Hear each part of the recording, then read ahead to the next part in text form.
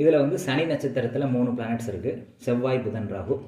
சந்திரன் நட்சத்திரத்தில் குரு, சுக்கிரன் போன்ற 2 கிரகங்கள் வந்து இருக்குது.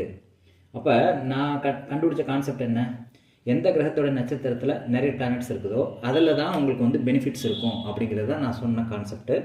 இப்போ இன்றைக்கி கோச்சாரத்தில் பார்க்கும்போது இந்த 2 கிரகங்கள் தான் அதிகமாக வந்து கனெக்ட் ஆகுது. 2 கிரகங்கள் தான் நிறைய கிரகங்கள் ஆளுமை பண்ணுது, சனியும் சந்திரனும். அப்போ உங்கள் ஜாதகத்தில் சனி நட்சத்திரத்தில் நிறைய பிளானட்ஸ் இருக்குதுன்னு வச்சுக்கோங்களேன், அல்லது சந்திரன் நட்சத்திரத்தில் நிறைய பிளானட்ஸ் இருக்குது உங்கள் ஜாதகத்தில் அப்படின்னா, இப்போ வந்து உங்களுக்கு வெற்றி அப்படின்னு சொல்லலாம். இந்த டைம் பீரியடு வந்து உங்களுக்கு வந்து வெற்றிகரமாக இருக்கும் அப்படின்னு சொல்லலாம்.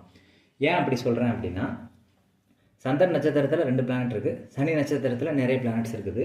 இதே மாதிரி உங்களுக்கும் சனி நட்சத்திரத்துலையோ சந்திரன் நட்சத்திரத்துலையோ பிளானட்ஸ் இருந்துச்சு அப்படின்னா, சனி சார்ந்த தொழில் நீங்கள் பண்ணிகிட்டு இருந்தீங்கன்னு வச்சுக்கோங்களேன், இப்போ வந்து அதில் நிறைய லாபம் கிடைக்கும். சந்திரன் நட்சத்திரத்தில்